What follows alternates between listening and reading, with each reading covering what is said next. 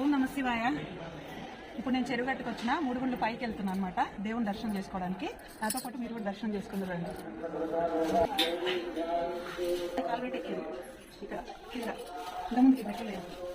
ఇంతకుముందు దీనికి సువ్వలు ఉండేది, దాని మీద కాలు పెట్టుకుని ఎక్కేది.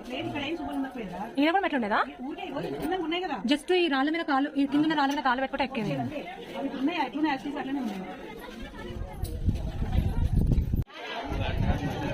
చేద్దాం.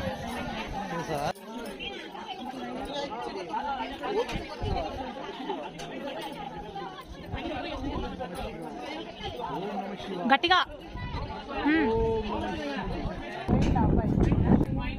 ఓం నమ శివాయ్, ఓం నమ శివాయ్. అక్కడి నుంచి బాగా చెప్పు. ఓం నమ శివాయ. ఓకే, చూసుకోండి.